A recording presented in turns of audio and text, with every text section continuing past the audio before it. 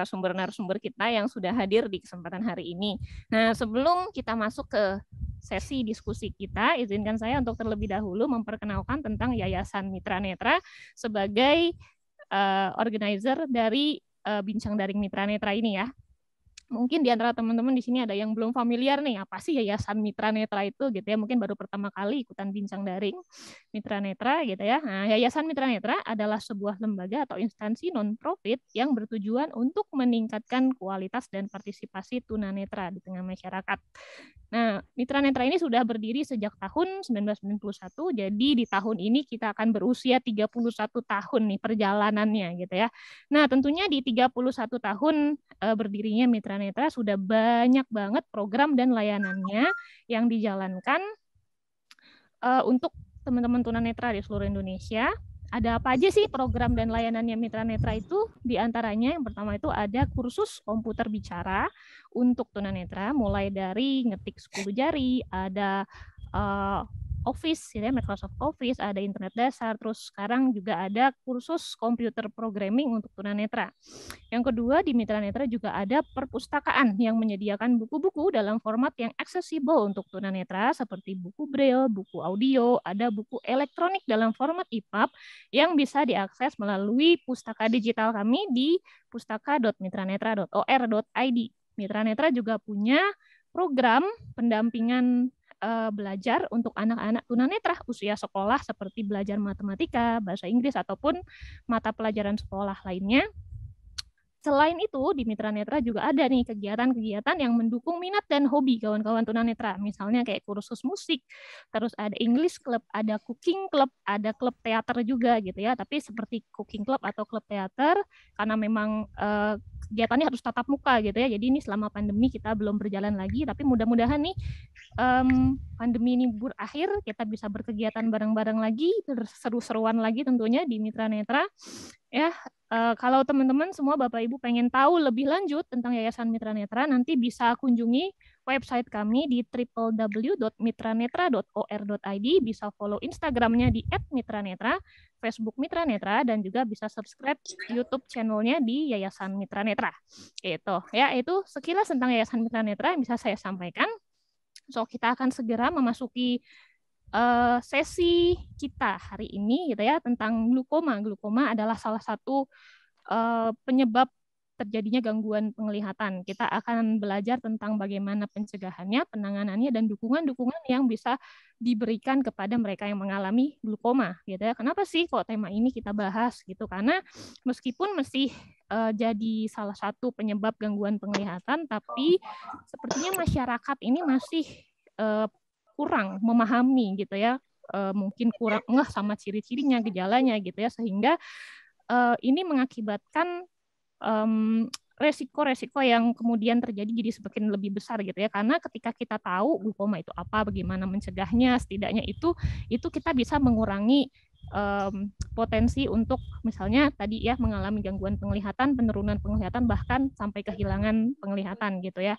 Nah, makanya edukasi ini menjadi penting di hari ini gitu ya teman-teman, karena kita bisa memberikan dukungan baik medis maupun non medis kepada orang-orang keluarga kita atau kerabat kita yang mengalami glukoma gitu ya. Makanya hari ini kita akan mendengarkan pemaparan dari 3 orang narasumber kita. Yang pertama ada Dr. Rini Sulastiwati, SPM. Beliau adalah seorang spesialis glukoma dari Rumah Sakit Mata Jakarta Eye Center. Beliau akan menyampaikan nanti tentang apa itu glukoma, bagaimana penanganannya, pencegahannya dari sudut pandang medis gitu ya.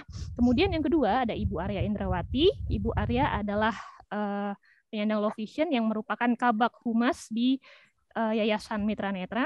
Ibu Arya akan berbicara tentang program dan layanannya Mitra Netra yang memberikan dukungan kepada kawan-kawan yang mengalami glukoma gitu ya. Tadi kalau dokter ini lebih medis, kalau Ibu Arya mungkin dari dukungan yang non medisnya seperti apa gitu ya. Dan kemudian ada juga Mas Suryo Pramono. Mas Suryo adalah seorang tunanetra yang mengalami tunanetra karena glukoma gitu ya. Sekarang Mas Suryo adalah seorang instruktur komputer bicara di Yayasan Mitra Netra, dan Mas Suryo nanti akan bercerita pengalamannya mengalami glukoma mungkin kegiatan-kegiatan apa yang pernah diikuti, program-program dan layanan mitra netra yang pernah diikuti, kemudian sampai hari ini Mas Suryo bisa menjalani kehidupannya sehari-hari sehingga sekarang seperti apa gitu ya. Tanpa berlama-lama lagi, kita akan segera memanggilkan narasumber kita. Yang pertama, Dokter Rini Sulastiwati. Silakan Dokter Rini penyampaiannya 20 menit ya, Dok. Ya, thank you Mbak Dani. Sebentar ya, saya share screen dulu.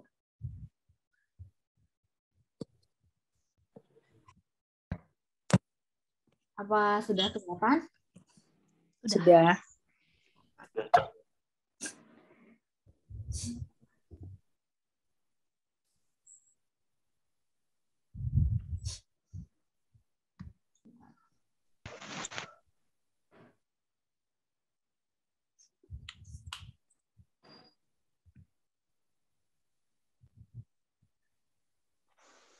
Hilang lagi.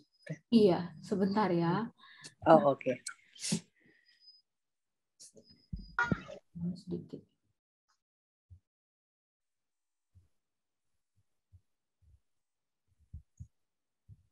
Oke, ini kelihatan ya? Ya. Ya, kelihatan. Pagi semua, Bapak, Ibu, terima kasih untuk kehadirannya, untuk mendengarkan sedikit cerita tentang glaukoma si pencuri penglihatan. Ya, jadi kenapa sih dia disebut sebagai pencuri penglihatan dan kenapa harus ada yang kita bilang World Glaucoma Week atau Hari Glaukoma, Minggu Glaukoma Sedunia yang biasanya jatuh pada tanggal atau minggu kedua setiap bulan Maret.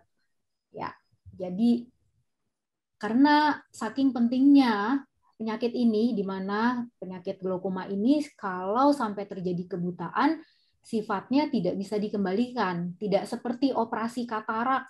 Kalau kita operasi katarak, kita habis itu kita bisa terang lagi. Tapi kalau kita menderita glaukoma, biasanya kerusakan yang terjadi itu tidak dapat dikembalikan. Ya, jadi ini menurut WHO World Health Organization, katarak mungkin masih menempati yang paling pertama ya urutan kebutaan di dunia. Tapi kalau glaukoma dia termasuk urutan penyebab kebutaan di dunia nomor 2 yang tidak bisa dikendalikan. Berapa banyak sih orang yang menderita glaukoma di dunia ini? Menurut data yang ada, dia lebih dari 60 juta dan angkanya terus naik setiap tahunnya. Bagaimana dengan di Indonesia sendiri? Indonesia itu penduduknya kira-kira 270 juta. Nah, 1,5%-nya itu menderita kebutaan, di mana 0,2%-nya dari 270 juta orang itu kira-kira 540 ribu ya hampir 600 ribu orang menderita kebutaan akibat glaukoma. Jadi inilah kenapa edukasi atau memahami atau segera mendapatkan deteksi dini untuk penyakit ini begitu pentingnya. Nah, ada yang kita bilang namanya fenomena gunung es. Apa nih fenomena gunung es itu? Jadi jumlah orang yang terdeteksi glaukoma itu sebetulnya masih jauh lebih sedikit. Kalau misalnya kita berhasil mendeteksi banyak orang, mungkin jumlahnya akan jauh lebih besar lagi gitu. Jadi ada banyak orang yang sudah sakit, tapi dia nggak tahu kalau misalnya dia sakit, sehingga pas datang kebanyakan kasus sudah terlambat. Kenapa bisa kayak begitu? Karena penyakit ini nggak selalu ada gejalanya. Pasien belum tentu ngerasain. Di umur berapa kita harus mulai melakukan screening? Ya, ini kalau kita lihat angka tertingginya di 60 sampai 79 tahun. Tapi mulai meningkat ketika seseorang berusia start dari mulai dari 40 tahun gitu. Saya berharap bahwa Bapak Ibu sekalian sehat terus gitu ya. Jadi kalau misalnya di usia 60 70 sampai 79 tahun era di mana kita udah mulai masih tetap pengen lihat cucu ya, angka harapan hidup di Indonesia itu makin tinggi. Kenapa? Karena tingkat kesehatannya juga makin bagus, nggak kayak puluhan 20 tahun yang lalu mungkin. Jadi di usia 60 yang diharapkan masih bisa produktif, kalau seseorang kehilangan penglihatan, mereka bisa sedih terus, nggak bisa lihat keluarganya. Jadi dengan melakukan screening atau tahu lebih dini, ini akan lebih baik untuk banyak orang. Ya, kebanyakan pasien datang terlambat. Kenapa? Karena kebanyakan kasus nggak ada gejalanya seperti yang tadi saya ceritain. Sehingga untuk melakukan pemeriksaan rutin itu penting. Pak, saya glaukoma apa enggak sih gitu. Kalau misalnya glaukoma ya jangan terlanjur putus asa dulu, karena semakin cepat itu dideteksi, banyak pasien sebetulnya tidak perlu mengalami kebutaan gitu. Kenapa mereka jadi buta? Karena mereka terlambat untuk mendapatkan pengobatan, tata laksana, terapi gitu. Memang kelihatannya serem ya, tapi saya selalu bilang sama pasien saya, glaukoma mungkin nggak bisa sembuh, tapi diharapkan dia bisa diperlambat. Banyak kasus juga sebenarnya relatif terkontrol gitu. Jadi nggak, glaukoma itu bukan akhir dari dunia ya kalau saya bilang sama pasien saya. Nah, jadi kalau udah tahu ada glaukoma, tujuan utama kita adalah harus mengontrol tekanan bola matanya gitu, dan pasien harus kontrol suhu umur hidupnya karena kita nggak pernah tahu kapan situasinya akan berubah. Nah, terus kita kenalan ya, apa sih penyebab glaukoma? Yang serem tuh dia nggak diketahui, katanya multifaktorial. Penyebabnya ada banyak. Pasien itu paling sering tanya sama saya nggak diabetes kok, nggak ada gulanya. Mereka menghubungkan gula dengan glaukoma karena namanya mirip-mirip ya. Gula blau itu sering sekali. Saya bilang penyakit karena gula ini hanya salah satu dari penyebab glaukoma. Jadi penyebabnya nggak diketahui, memang kesannya sial sekali ya, kok bisa nggak ketahuan ya. Tapi begitulah yang terjadi di seluruh dunia ini. Hanya ada satu faktor risiko yang pasti, yaitu tekanan bola mata yang tinggi. Dan ini belum tentu pasien tahu karena nggak punya alat untuk mengukur sendiri kan tekanan bola matanya. Nah ini yang bisa dikontrol adalah tekanan bola matanya. Tapi untuk tahu bagaimana mengontrolnya, pasien harus datang ke sarana kesehatan yang memiliki tenaga ahli dan fasilitas untuk tata laksananya. Nah, siapa yang harus periksa? Semua orang. Karena tidak semua kasus itu bergejala, ya. Dan kapan saya harus periksa? Kayak dokter gigi aja ya. Dokter gigi aja setahun 2 kali katanya untuk periksa rutin. Mata pun begitu. Apakah hanya untuk glaukoma? Enggak. Untuk katarak dan untuk penyakit mata lainnya gitu. Jadi seandainya kebetulan pas datang terdiagnosa dengan glaukoma, ya pasien kan jadi lebih tahu. Kenapa kita jadi tahu? Saya ini ternyata glaukoma saya udah sampai mana ya? Derajatnya ringan, sedang atau berat, sehingga kita tahu terapi mana yang perlu didapatkan oleh pasien. Nah, ini faktor resikonya. Bila Bapak Ibu usianya di atas 40 tahun, walaupun glaukoma bisa terjadi di usia mana aja, kalau usia anak-anak biasanya kelihatan gitu. Karena itu merupakan kelainan kongenital atau bawaan waktu mereka lahir. Loh kok mata anak saya bentuknya gini ya? Besar, belok. Ada orang tua yang happy malahan karena matanya belok. Padahal salah diagnosisnya. Anak seperti ini dia matanya menonjol, lalu korneanya nggak bagus, dia rentan sekali terhadap cahaya dan nggak kuat terhadap cahaya gitu ya, matanya sering berair, itu sebetulnya termasuk salah satu dari bentuk glaukoma kongenital. Tapi yang paling sering sebetulnya di usia yang dewasa, kasus kongenital atau glaukoma pada anak itu jarang sekali gitu. Setahun belum tentu saya dapetin kasusnya gitu ya. Nah, riwayat glaukoma pada keluarga juga penting. Jadi kalau ada orang tuanya yang glaukoma, anak-anaknya mungkin sekali memiliki glaukoma, 9 kali lebih berpotensi untuk dapetin glaukoma. Tapi belum tentu dapat, cuman untuk tahunya ya harus datang, harus diperiksa gitu ya. Lalu ada lagi kelainan refraksi nih. Apa sih kelainan refraksi? Gampangnya yang pakai kacamata ukurannya gede-gede itu wajib sekali untuk periksa. Ya minusnya tinggi atau plusnya tinggi. Plus lihat jauh ya. Jadi orang apa sih plus saya udah tua ya, semua orang plus ukuran kacamatanya yaitu untuk baca. Tapi pada pasien yang minusnya tinggi dan yang plusnya tinggi untuk lihat jauh itu wajib datang. Mereka punya risiko yang lebih besar daripada orang lainnya. Lalu ada lagi, nah ini nih yang baru benar nih, menderita penyakit degeneratif, diabetes. Nah ini gula yang berhubungan dengan glaukoma. Ada hipertensi dan penyakit jantung. Lalu ada lagi faktor risiko lain, pernah waktu kecil saya pernah kena pukul misalnya, itu juga mungkin perlu diperiksakan ya, apakah ada riwayat glaukoma akibat trauma. Lalu ada lagi orang yang punya penyakit lainnya. Saya punya salah satu pasien saya asma sejak kecil dan dia terpaksa harus menggunakan inhaler ya, obat asma, ternyata di dalamnya mengandung steroid.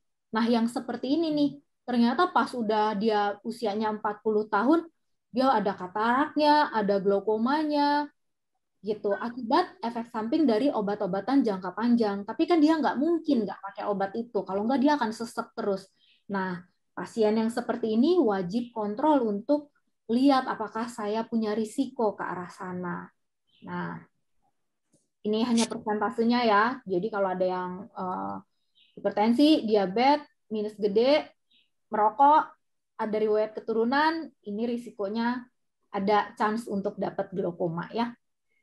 Nah, jenisnya apa? Ada glaukoma primer, ada glaukoma sekunder. Mungkin agak sulit ditelaah hanya dalam waktu 20 menit ya. Jadi kalau primer itu sifatnya kasarnya ini udah bawaannya dari sananya, kemungkinan besar akibat ada gen, walaupun nggak tahu gennya yang mana sih gitu.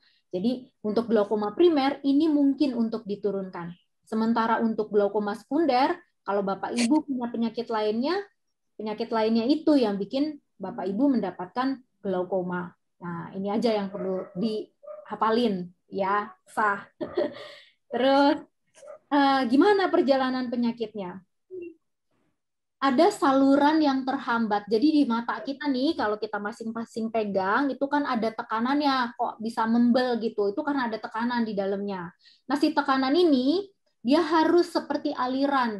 Jadi kalau dia diproduksi, harus ada yang keluar.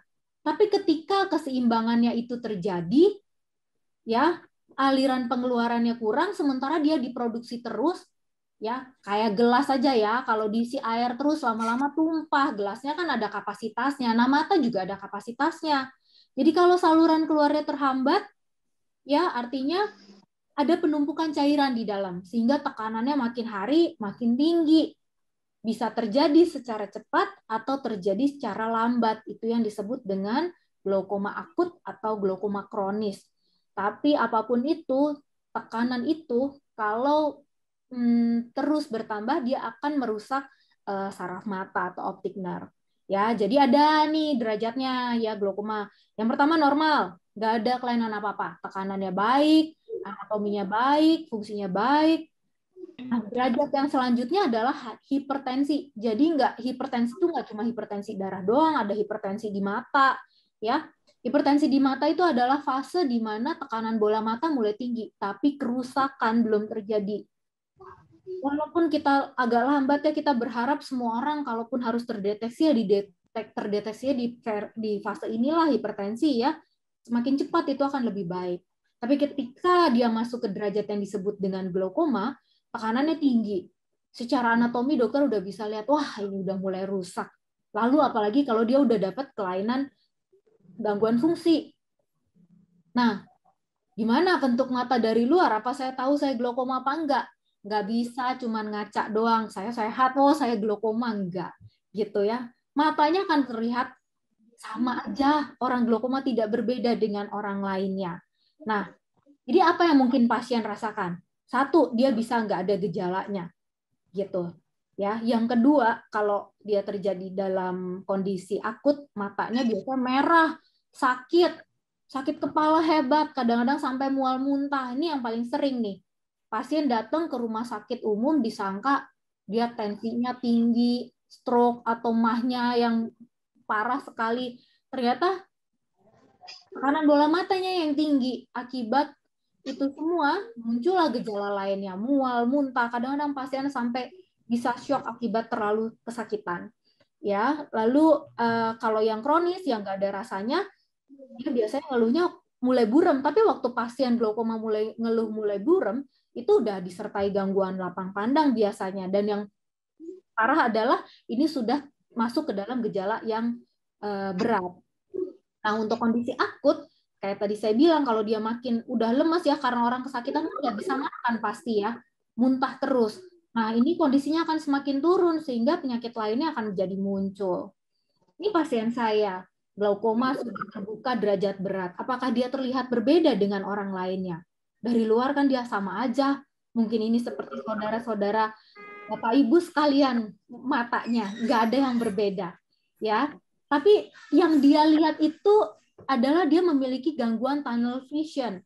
Sekarang mungkin kita bisa cobain sendiri kayak apa sih tunnel vision itu, dokter nih ngomong apa. Matanya hanya seperti ngintip dari lubang kunci. Tengahnya bisa 100% lu terang. Tapi dia pinggirnya gelap. Jadi kayak ngintip dari lubang kunci seperti gambar yang saya tampilkan ini. Itu kenapa saya punya pasien ya, mungkin saya boleh cerita. Dia masih nyetir, dia nggak tahu dia sakit, dia ceritanya dia datang sama saya, kenapa sih dokter tiap bulan ya mobil saya tuh masuk bengkel karena nabrak melulu dokter. Ya, penglihatannya tinggal seperti ini. Ternyata. Tapi dia merasa dia biasa-biasa aja. Dia seorang pengacara cukup terkenal ya di daerah itu. Tapi ternyata penglihatannya tinggal tengahnya doang. Itu kenapa mobilnya masuk bengkel terus. Karena pas dia nyetir, dia mau belok, dia kagak lihat ada motor, dia nggak lihat ada trotoar. Nah, kondisi ini begitu dia datang, apakah saya masih bisa ditolong? Bisa, tapi mungkin kalau berharap menjadi seperti orang normal agak sulit. Tapi kita harus bertahan dengan apa yang kita punya, gitu. Nah, ini kondisi dengan serangan akut. Matanya merah, bagian tengahnya nih buram nih, bagian beningnya ya. Nah, ini pasien kesakitan sekali nih, tekanannya saking tingginya nggak bisa diukur lebih dari 70 mm merkuri ya. Jadi apa yang perlu diperiksa waktu kita mau tahu saya glaukoma apa enggak? Tajam penglihatannya, ya. Tekanan bola matanya, diperiksa sarafnya, secara anatomi ada foto-fotonya nanti, lalu diperiksa fungsinya, gitu. Nah ini semua hanya bisa dikerjakan di dokter yang ada punya fasilitas layanan untuk pemeriksaan glaukoma. Terus kalau saya udah glaukoma, saya diapain nantinya? Situasi 1 masih baik, ya, baru kelihatan. Kita bisa start dengan obat-obatan. Situasi 2, aduh dikasih obat mulai nggak terkontrol. Mungkin kita bisa tambah dengan laser. Situasi 3, ketika pasien datang dengan gejala yang udah cukup berat, obat nggak mempan, laser nggak mempan, mau nggak mau kita harus operasi. Sehabis operasi pasti sembuh, tekanannya pasti turun. Belum tentu juga sih. Tapi kita dokter biasanya akan berusaha lagi, kita akan start lagi dengan obat, mungkin kita tambah laser. Jadi setiap kombinasi ini, obat, laser, dan operasi, akan dipilihkan untuk dokter mana yang paling baik untuk pasiennya. Targetnya hanya 1, mencapai tekanan bola mata yang tidak akan memberikan progresivitas atau penyakitnya jadi berkelanjutan gitu ya, sehingga pasien tidak perlu mengalami kebutaan. Ya, tujuannya adalah kontrol tekanannya, bukan untuk ngobatin. Sarafnya kalau glaukoma tuh sarafnya udah mati. Jadi kalau orang aja kalau udah mati ya nggak bisa hidup lagi ya, saraf pun begitu. Saraf kalau sudah mati nggak bisa diobatin. Tapi kalau masih dalam versi sakit, dia masih bisa diusahakan untuk bertahan. Gitu. Ya. Nah, kapan nih harus kontrol dokter kalau hanya mau check up doang ya setahun sekali. Tapi kalau udah ketahuan ada risiko glaukomanya, masih derajat ringan biasanya setahun 2 kali atau tiap 6 bulan ya. Tapi kalau semakin berat derajatnya, pasien harus semakin sering kontrolnya karena pada fase yang berat itu fluktuasinya biasanya naik turunnya kondisinya ya lebih cepat. Itu kenapa harus kontrol lebih sering ya. Dokter akan selalu menganjurkan untuk Pak, Bu, datang ya sesuai dengan derajatnya masing-masing. Bapak harus datangnya gini. Jangan lupa tetes obatnya. Ya, karena kalau nggak tetes, saya kan nggak ada di rumahnya masing-masing untuk ngingetin, udah waktunya tetes obat, nggak mungkin. Jadi pasien dan keluarga harus bertanggung jawab terhadap dirinya atau yang keluarganya ya bantu yang nggak bisa netes obat. Kadang-kadang pasien saya udah tua-tua ya, ini ngelihat obatnya aja susah sekali mereka. Jadi pasien glaukoma itu sangat butuh dukungan atau support dari keluarga terdekatnya di rumah mereka masing-masing. Jadi light at the end of the tunnel nih kalau versi Indonesianya itu cahaya di ujung jalan ya. Kena glaukoma itu bukan akhir dari dunia. Banyak pasien saya masih mulai ada yang masih dari muda udah kena itu masih bisa produktif, masih bisa melakukan pekerjaan seperti banyak orang lainnya. Jadi gimana cara kita hidup berkualitas sebagai penderita glaukoma? Pertama, untuk pasien dengan glaukoma ya, kadang-kadang dia udah kecil sekali lapang pandangnya. Mereka butuh bantuan medis. Kalau JC kita punya low vision service ya. Di low vision itu akan diajarkan gimana caranya supaya mereka tetap produktif bisa menjalani kehidupan sehari-harinya. Nah, ini pasien yang ada di JC nih. Kita punya Pak Agus ya di low vision JC ya. Mereka udah deket banget kalau ngelihat, jadi harus pakai loop kaca pembesar ya. Ini untuk ibu yang pertama. Untuk anak yang kedua, dia baca kacamatanya akan dikoreksi dan dia kalau baca penerangannya harus terang. Pasien dengan glaukoma itu redup sekali melihatnya sehingga dia butuh bantuan cahaya tambahan supaya dia bisa baca, bisa sekolah. Nggak berarti pinter nggak ada hubungannya dengan nggak melihat. Selama dia bisa menerima atau tetap belajar walaupun kemampuannya sedikit ya dia tetap bisa pinter loh. Di sekolah saya punya banyak pasien seperti itu. Yang ketiga, kalau nggak bisa lihat jauh biasanya mereka akan dibantu dengan teleskop. Lalu bantuan apa lagi? Bantuan non medis ya. Kondisi psikis pasien-pasien yang baru biasanya, aduh saya jadi nggak bisa ngapa-ngapain dong, saya nggak bisa gini gitu dong. Kondisi pertama yang harus diterima adalah, ya Anda glaukoma. Tapi apa iya mau terpuruk di situ terus kan? Enggak gitu. Saya kasih contoh ya, ada banyak petinggi di dunia atau orang-orang terkenal di dunia yang mungkin malah tidak memiliki penglihatan sama sekali. Kalau pernah dengar Stevie Wonder mungkin ya, dia nggak bisa lihat juga itu, buat penyanyi dan pemain piano, musisi yang buta. Ada lagi Beethoven, ya. Jadi keterbatasan kita tidak nggak bisa bikin bahwa kita tidak produktif, nggak bisa produktif gitu. Keterbatasan kita ngasih tahu kita bisanya segini, tapi di sisi lain saya punya kemampuan yang lainnya dan itu kita bisa gitu. Jadi kita yang memberikan makna terhadap hidup kita yang terbatas ini. Ada orang punya semuanya, nggak bahagia juga hidupnya, ya kan? Punya uang, punya ini, punya itu, ternyata dia nggak happy gitu. Jadi kita yang memaknai hidup kita sendiri. Bagaimana kita bisa bermanfaat untuk diri sendiri, untuk keluarga, untuk masyarakat, dan bisa mandiri gitu. Yang biasanya saya lihat dari pasien glaukoma adalah mereka jadi sedih karena mereka nggak bisa mandiri. Aduh, mau ke kamar mandi aja susah.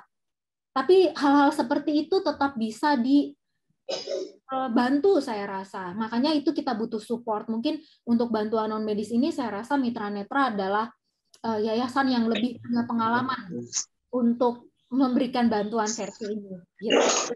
Ya, jadi sebagai penutup dari saya rasa itu tentang memiliki, tapi memaknai. Ada suara yang bocor, Mas Septian, tolong dibantu mute dulu. Sekian dari saya. Iya. Agak hilang suaranya dokter ini terakhir. Iya, oke. Terima kasih dokter ini. Udah ya? Iya. Nggak menghilang suaranya terakhir tadi.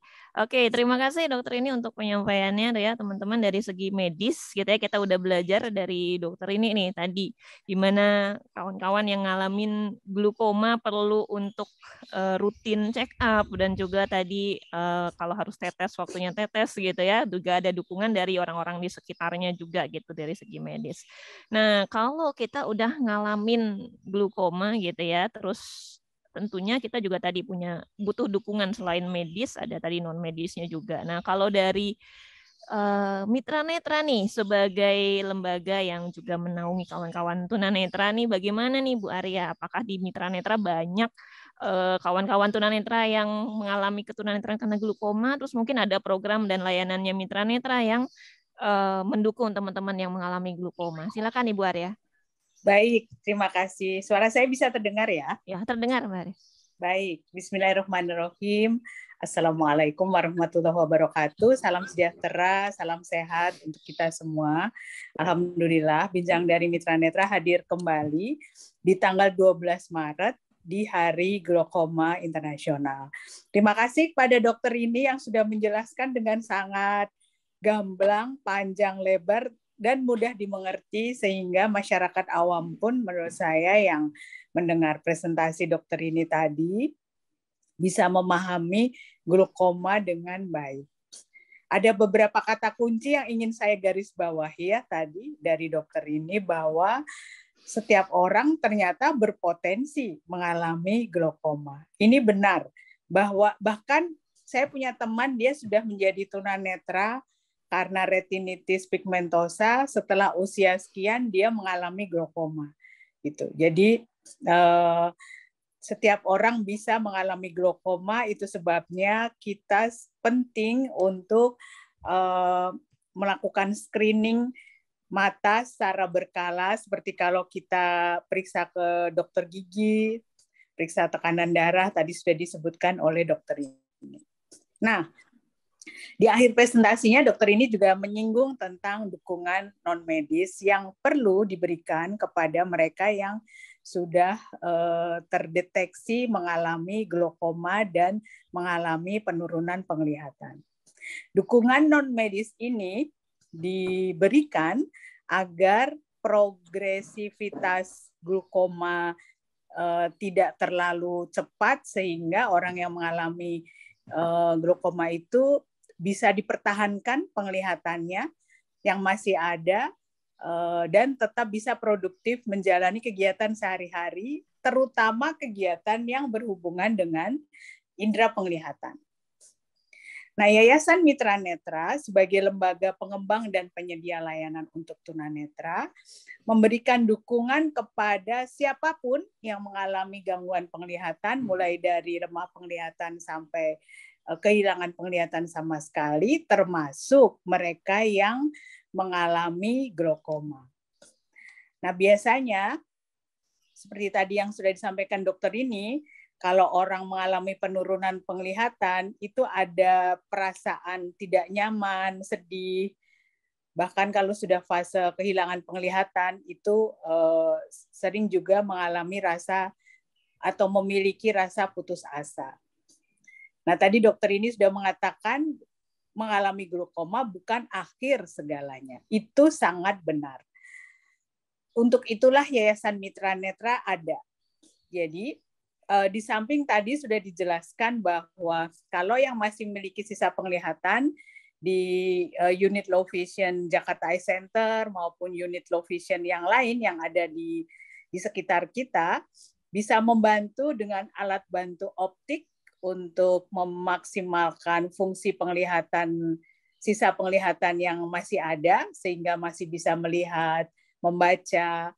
Nah, Mitra Netra memberikan dukungan alat penyediaan alat bantu yang sifatnya non-optik, yang membantu mereka yang mengalami glaukoma untuk tidak terus-menerus menggunakan penglihatannya, indera penglihatannya, terutama untuk membaca.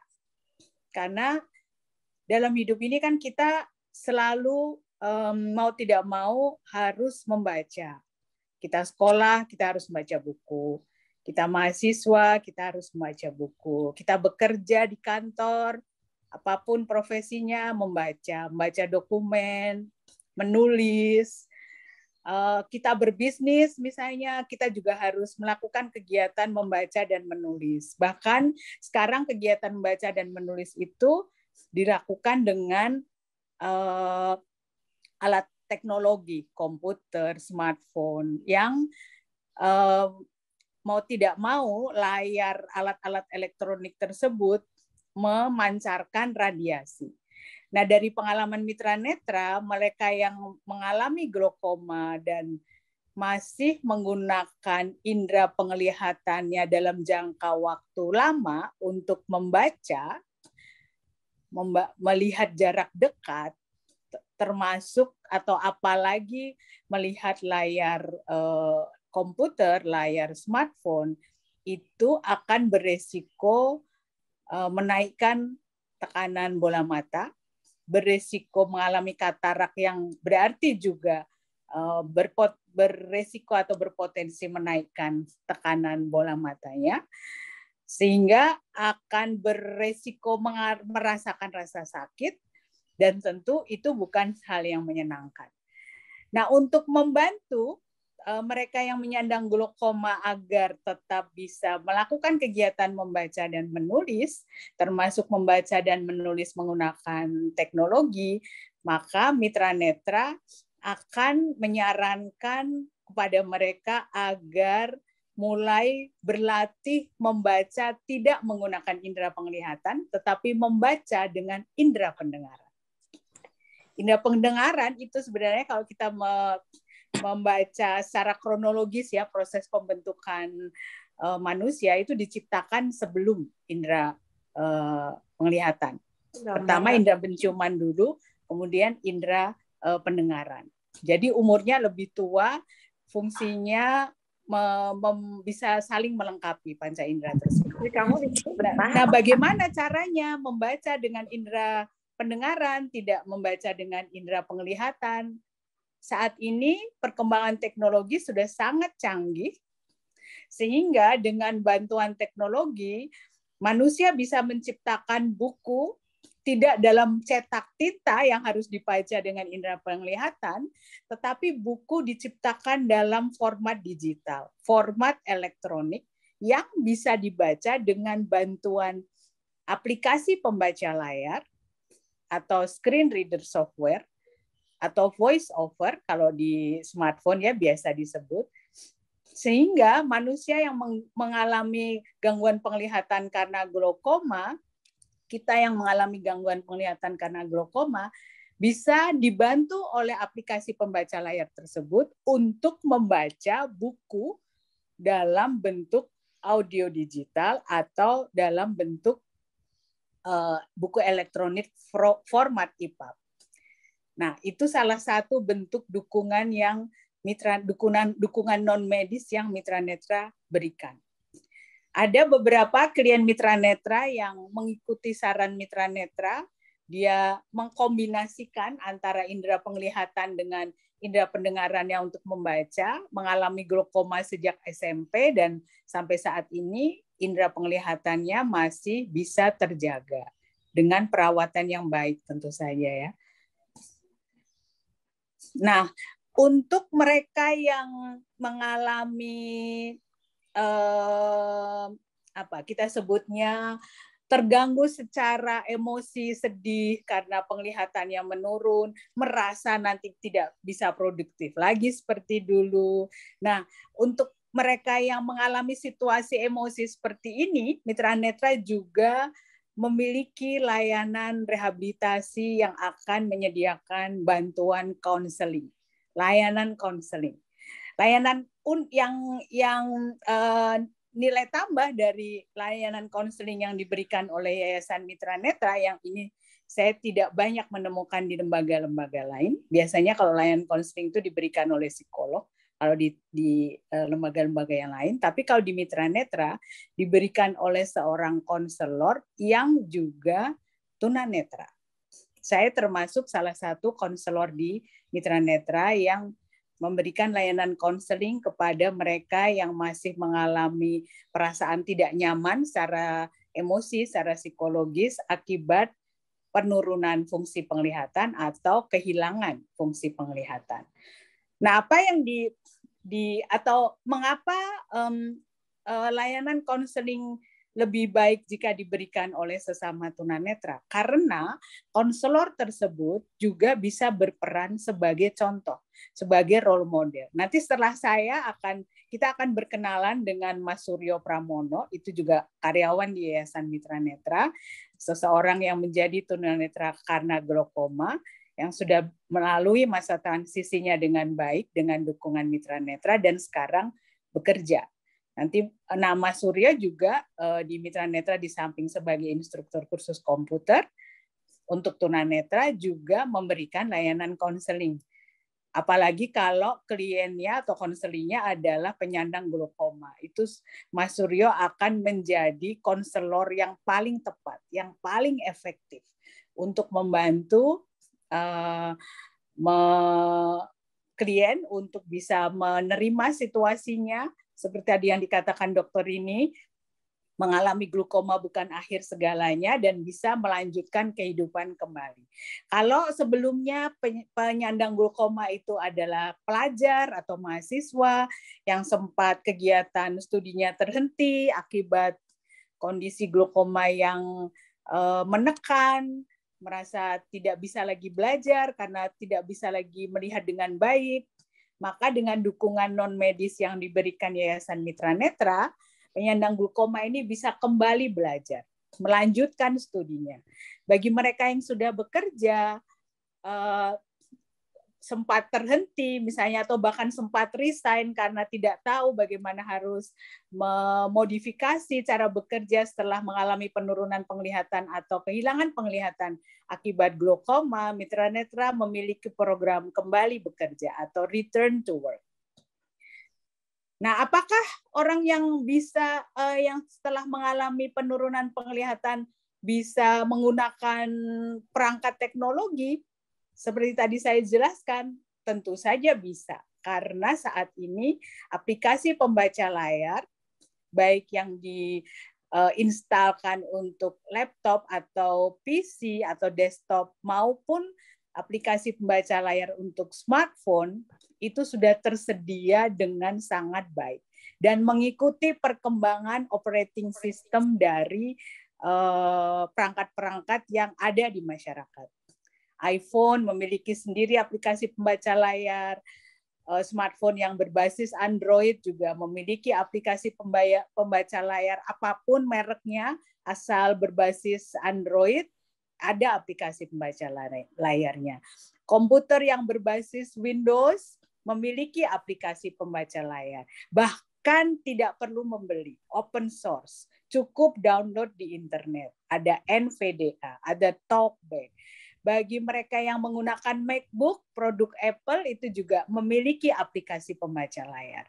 Jadi tidak perlu khawatir, teman-teman, Bapak, Ibu, siapapun yang hadir di bincang daring ini, tolong sampaikan pada teman-teman kita yang tidak memiliki kesempatan hadir saat ini atau masih takut-takut karena memang topik glaukoma ini terkesan menakutkan, padahal seperti dokter ini tadi sampaikan, kita justru harus tahu karena glaukoma adalah disebut pencuri penglihatan.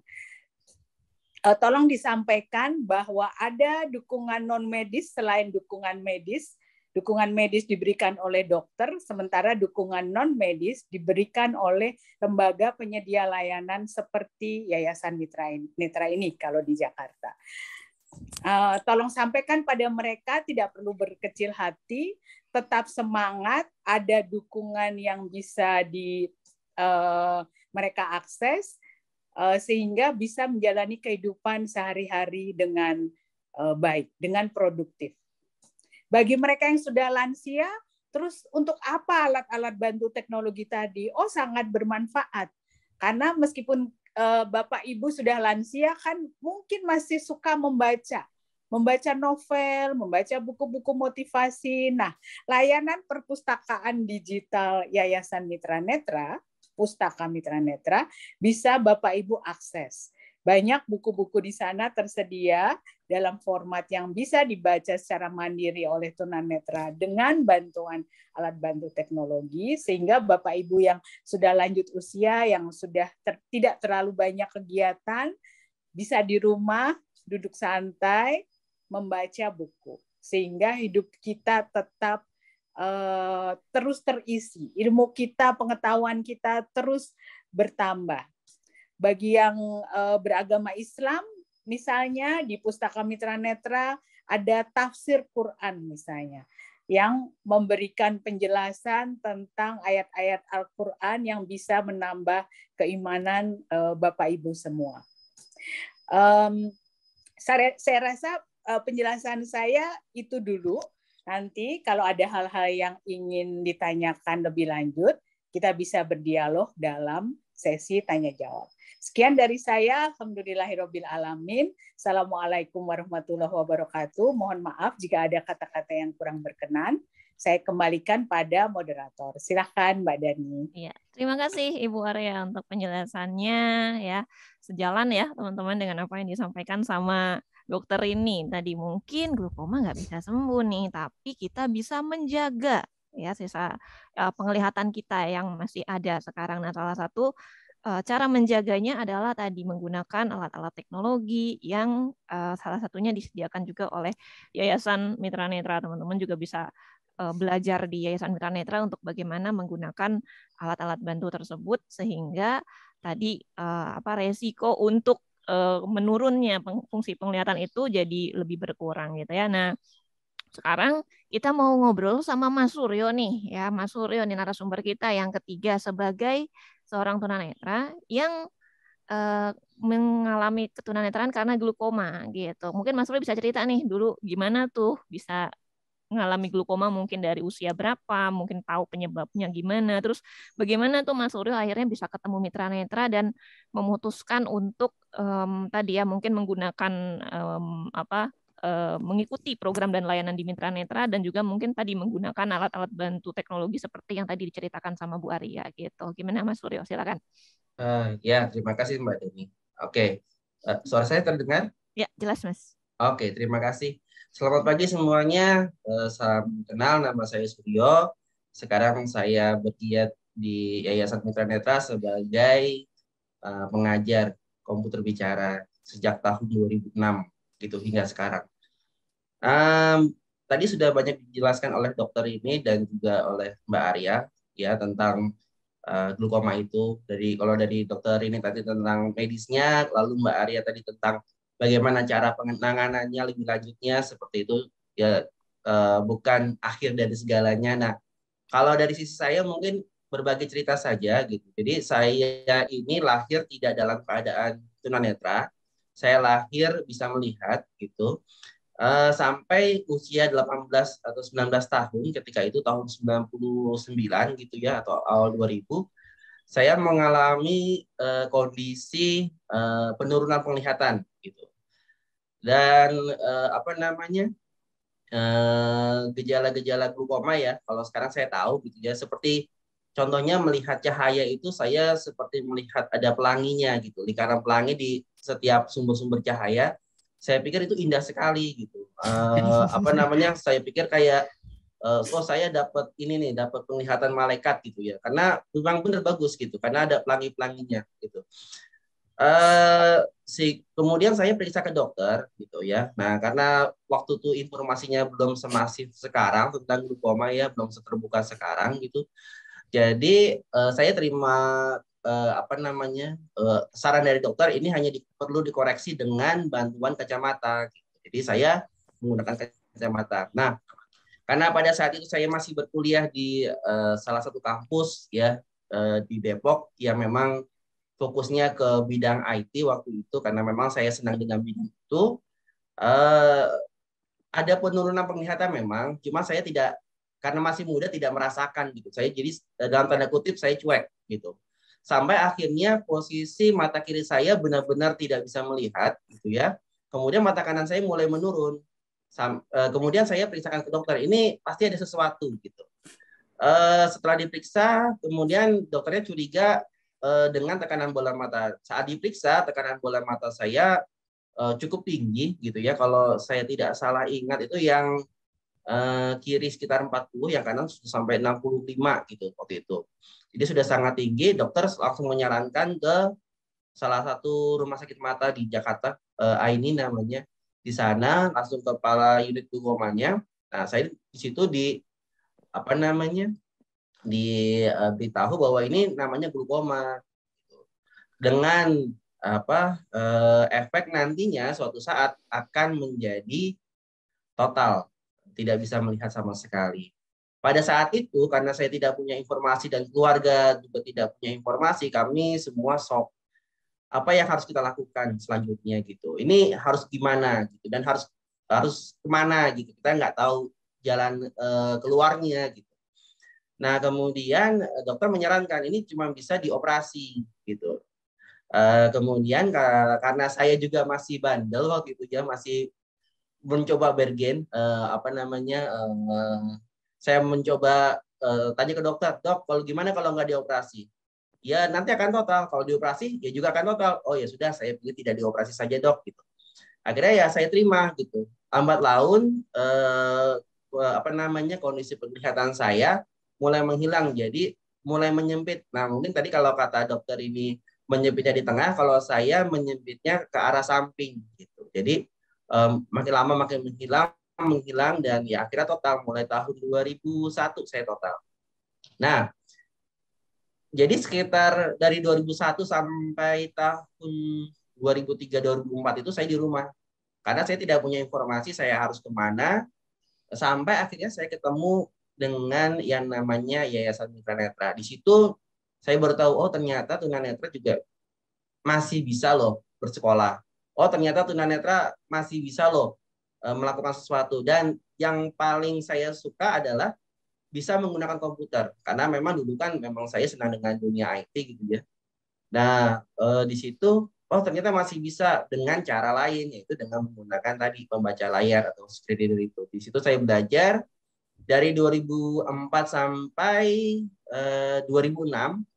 Kemudian pada saat 2006 saya beruntung gitu, waktu itu Mitra Netra membutuhkan satu pengajar komputer untuk menggantikan yang lama. Saya mencoba daftar, apply, dan ternyata saya diterima di situ, boleh bergabung dengan Mitra Netra sampai sekarang menjadi pengajar komputer. Kemudian ternyata ketika saya mulai mengajar, banyak tuh peserta didik, klien-klien yang saya tangani punya masalah yang sama dengan saya. Artinya banyak yang mengalami kebutaan saat dewasa gitu, sehingga saya mencoba untuk berbagi, cuma kan saya nggak punya ilmunya gitu ya, saya nggak tahu gimana caranya, sehingga akhirnya tahun 2008 saya mencoba untuk kembali ke bangku kuliah. Nah, cuma saat itu ya saya mengambil jurusan bimbingan konseling. Ya kenapa? Karena saya pikir itu yang paling dibutuhkan pada saat itu, yaitu bagaimana ilmunya bisa mendampingi mereka yang baru saja mengalami kebutaan untuk bisa mengembalikan kepercayaan diri mereka. Paling tidak belajar dari pengalaman saya atau perjalanan hidup yang pernah saya jalani juga bisa berdampak kepada mereka gitu. Pemikiran saya. Nah, akhirnya saya kembali ke bangku kuliah sampai tahun 2012 saya selesai, dan ya sampai sekarang ilmunya itu tetap saya gunakan, saya bisa gunakan. Jadi sambil mengajarkan komputer, kemudian saya sambil sedikit berbagi cerita, kemudian ya kalau disebutnya pairing counseling gitu. Jadi sesama orang yang merasakan bagaimana ketika mengalami kebutaan saat dewasa. Jadi memang benar pada saat itu ya, waktu saya mengalami pergumulan yang luar biasa itu, di situ tidak ada harapan, seperti tidak tahu harus kemana gitu. Tapi karena saya menemukan Mitra Netra, menemukan jalan, sehingga ya sampai sekarang saya ternyata masih bisa bermanfaat kok. Saya masih bisa berguna untuk teman-teman yang lain. Sampai sekarang ya saya masih mengajar di Mitra Netra. Mungkin begitu saja Mbak Dani ya ceritanya ya. Nanti kalau dilanjutkan jadi novel ya. Nanti jadi ada sequelnya ya, episode sekian ya, banyak. Oke. Terima kasih Mas Suryo untuk berbagi ceritanya hari ini. Kayaknya udah banyak banget nih pertanyaan di kolom chat. Kita mungkin bisa mulai masuk ke pertanyaan. Mas Septian bisa dibantu dipilihkan mungkin ya beberapa pertanyaan. Kayaknya banyak kan untuk dokterin nih. Yang Marliana gitu ya. Ya, silakan Mas Septian, mungkin ada dari siapa, baik. Kita di chat dulu. Yang suara saya terdengar dengan jelas, ya, Mbak jelas. Dani? Oh ya. Jelas. Yang pertama dari Mas David, ibu saya mengalami glaukoma di mata kiri, namun pada mata kanan normal. Pertanyaan saya, apakah kelelahan fisik dan mental bisa memperparah glaukoma? Dan obat-obatan semisal brinzolamide, Alcon sulit sekali didapatkan 2 tahun belakangan. Apakah sudah tidak diproduksi, Dok? Ya, silakan dokter ini mungkin bisa thank you, menjawab. Pak David, buat pertanyaannya. Saya rasa kelelahan fisik dan mental nggak cuma memperparah glaukoma ya, memperparah semua penyakit. Jadi kalau ketika seorang bisa jadi produktif, kita membutuhkan fisik dan mental yang bagus, gitu. Jadi kalau fisik dan mental seorang pasien, khususnya glaukoma untuk topik ini nggak bagus, ya kita akan turun. Jangankan orang sehat aja kalau fisik dan mentalnya. Udah hidup semuanya nih, videonya hidup. Speaker. Ada perlu di mute, silakan Mas Septian, tolong dibantu ya. Kalau kelelahan kan daya tahan tubuhnya akan turun ya, gitu. Jadi walaupun itu bukan penyebab secara langsung, tapi ini bisa jadi penyebab secara tidak langsung, karena dengan kelelahan fisik dan mental daya tahan tubuhnya akan menurun. Semuanya akan turun. Bisa jadi orang kalau stres katanya, wah tensinya jadi naik gitu ya. Tadi kan kita udah belajar ada faktor risiko tuh, ada hipertensi, ada ini. Jadi kalau penyakit lain yang muncul, ya yang glaukoma ini akan tambah buruk gitu. Ya. Terus untuk brinzolamide Alcon ya, ini di JC sih ada, udah masuk lagi ya. Obat-obat glaukoma itu akan impor. Sulit sekali masuk ke Mati suaranya. Suara udah mati. Ya, ada yang bocor, Mas Septian. Ya, silakan dilanjutkan. Memang di Indonesia obat glaukoma sulit ya. Di luar negeri itu relatif lebih banyak. Saya nggak tahu salahnya di mana, kenapa nggak bisa. Tapi kalau di JSC kita mengusahakan, karena kita rumah sakit khusus mata ya. Jadi kadang-kadang kita aja sulit gitu untuk dapetin obat untuk bisa kasih ke pasien gitu. Tapi kalau Bapak tanya apakah obatnya ada, saat ini udah ada lagi untuk golongan itu. Ya. Oke. Saya mau koreksi sedikit tadi Pak Suryo ya. Soal menyempit di tengah dan menyempit di samping. Jadi glaukoma selalu hilang penglihatannya itu dari samping. Itu kenapa orang tidak sadar. Dan ketika saya menunjukkan gambar itu sisa yang di tengah yang menyempit, itu karena kerusakan di sampingnya udah banyak. Jadi dia mengerucut gini. Kecil-kecil-kecilnya, penglihatan yang hilang terakhir adalah penglihatan tengahnya. Once tengahnya udah gelap, ya itu udah masuk ke dalam fase yang kita sebut mungkin kebutaan gitu. Ya. Tadi kalau dokter bilang kayak ngintip dari lubang kunci, lama-lama lubangnya makin kecil gitu ya dok ya? Penglihatannya seperti itu ya? Sekali. Iya. Oke, mungkin ada pertanyaan yang lain. Tadi kayaknya Mas Septian ada dari Ibu dari NTB tuh nanya, kalau gimana caranya mencegah supaya anak kita tidak mengalami glaukoma ini, karena glaukoma kan ada menurun dari genetik juga ya dok ya. Dan seperti ada pertanyaan itu tuh Mas Septian, mungkin ketemu nggak tuh pertanyaannya? Ya. Tadi dari Ibu Suryani ada pertanyaan, bagaimana solusinya supaya anak-anak kita dapat terhindar dari glaukoma sedari diri? Dan ada pertanyaan, apa perbedaan dari glaukoma, retinitis pigmentosa, dan nystagmus? Nystagmus. Ya, penyebabnya itu apa? Ya, terima kasih. Ini pertanyaan dari NTB bukan yang itu tadi, saya udah baca soalnya. Mungkin saya jawab dulu yang Ibu dari NTB tadi ya. Ibu Suryani ya? Ya. Gimana sih anak-anak supaya nggak kena glaukoma ya? Jadi kalau tadi saya cerita orang tuanya glaukoma, anaknya mungkin glaukoma. Gitu. Risikonya lebih besar. Belum tentu dapet sih. Jadi gimana caranya? Periksa. Nggak ada cara lain. Sesuatu yang tidak bisa dicegah. Jadi kalau udah dapet, kita hanya yang perlu kita tahu adalah kalau orang tua kita glaukoma, anak-anak kita mungkin glaukoma. Belum tentu terjadi, tapi mungkin. Jadi periksain anaknya supaya tahu dapet nggak ya dia, gitu. Kalau nggak dapet ya udah kita seneng. Tapi kalau ternyata dia dapet, kita diagnosis dia ternyata dapet glaukoma juga, kita periksain, kita terapi lebih dini Saya punya pasien itu ibu dan anak ya. Model kelainannya sama persis. Kebetulan ini model glaukoma yang akibat penyakit lainnya. Jadi dia punya sindrom. Matanya bentuknya nggak normal semuanya. Dan itu anaknya satu laki-laki, satu perempuan. Yang dapat anaknya yang lebih kecil. Jadi anaknya yang perempuan sehat-sehat seperti bapaknya. Gimana taunya? Pas datang sekeluarga, lah bentuknya sama gitu penampilan luarnya ya. Sorry, ada suara dari luar. Gitu. Jadi gimana taunya? Ya harus periksa. Nggak ada cara lain. Nanti didiagnosis di ruang poli. Itu seperti itu tuh sebaiknya periksanya di usia berapa sih dok? Karena kan mungkin si anaknya ini glukomanya kita nggak tahu ya kalau misalkan dia terjadi glukoma pada si anak terjadinya di usia berapa gitu, atau itu kira-kira baiknya orang tua tuh di usia berapa sudah mulai memeriksakan anaknya?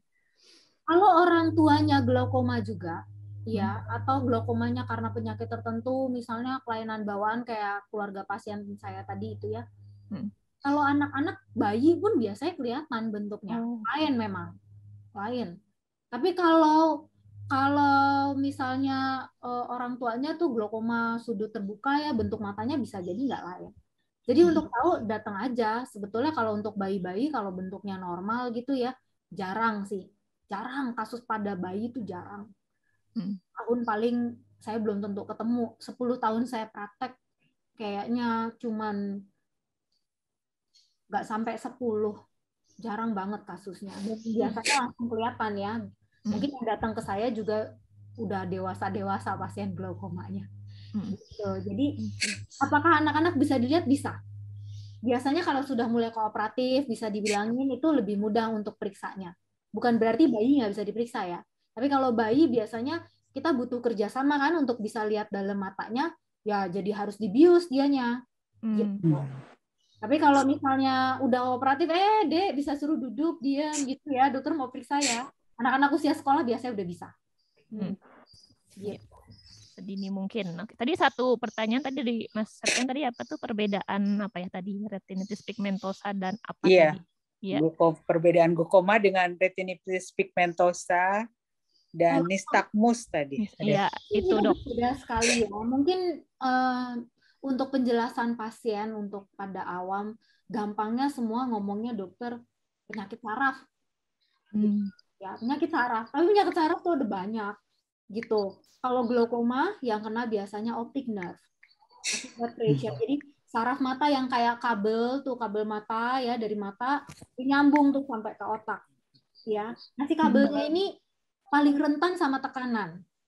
Jadi dia bikin tekanan ke situ, lama-lama rusak sarafnya.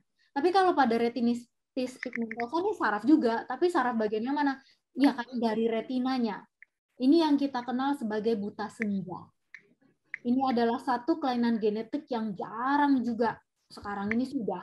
Kayaknya nggak sebanyak itu ya. Tapi dia biasanya mengeluh penglihatan malamnya terganggu. Gitu. Beda kan kalau tadi bilang glaukoma kan hilangnya samping. Kalau ini menyeluruh, nggak bisa dia dilihat di gelap tuh dia susah. Pas dilihat ternyata sel-sel di retinanya udah nggak bagus. Apakah bisa muncul bersamaan? Bisa. Kebetulan aja ada kelainan genetik seperti tadi kita bilang, glaukoma itu nggak tahu genetik yang mana ya, gitu. Retinitis pigmentosa juga genetik, gitu. Jadi apakah munculnya satu-satu ataukah barengan? Ya sama bisa aja gitu. Jadi ini adalah dua penyakit yang terpisah, tapi bisa muncul ya di waktu yang sama. Lalu apa bedanya sama nystagmus? Kalau nystagmus tuh Bapak Ibu bisa lihat tuh mata orangnya goyang-goyang ya, goyang, gerak-gerak terus. Nah itu nystagmus. Karena apa? Bisa karena banyak hal juga. Jadi harus keluarannya bisa sama, tapi mungkin penyebabnya bisa berbeda. Jadi itu membutuhkan teori yang panjang saya rasa. Jadi kalau nystagmus biasanya ada kelainan saraf juga, tapi berbeda. 3 penyakit itu sama-sama penyakit saraf, tapi adalah penyakit yang berbeda. Oke, terima kasih dok penjelasannya. Ngomong tadi kita bicara tentang tadi ada keluarga yang ibu dan anak gitu ya mengalami glukoma. Saya jadi terpikir gini nih Dok, kalau perempuan nih kan kita ada nih kawan-kawan kita yang low vision karena glukoma gitu ya. Itu katanya kalau lagi hamil nanti melahirkannya harus sesar gitu. Itu benar nggak sih Dok gitu? Atau boleh nggak sih kalau lahirnya normal tuh beresiko nggak sih gitu? Lahir aja normal. Selalu bilang gitu. Ya. Oke. Gini, mengedan memang salah satu faktor resiko yang bisa meningkatkan tekanan bola mata. Tapi kalau pasien yang saat itu tidak terdiagnosis dengan glaukoma, baru dicurigai glaukoma, ya melahirkan aja normal, ya. Jadi setiap kondisi medis itu harus ditimbang-timbang. Apakah ini kondisinya gawat darurat, nggak punya opsi lain, ataukah ini kondisi yang lagi terkontrol? Saya juga pasien-pasien lagi hamil mau melahirkan aja Bu, saya bilang gitu. Yang penting obat tetesnya jangan lupa. Lagi ngeden juga mungkin tetes aja kalau memang udah waktunya tetes. Jadi pas lagi. Jadi tujuan dari kita adalah selalu meminimalisir risiko. Karena risikonya nggak bisa hilang. Tapi gimana caranya kondisinya bisa aman? Ya dengan cara risiko paling kecil. Jadi sebelum melahirkan udah disiapin nih kalau tekanannya lagi tinggi. Oh, tetes ya obatnya ya. Kalau kurang obatnya harus laser dulu ya. Gitu. Sehingga kondisi melahirkannya bisa lancar, baik-baik aja.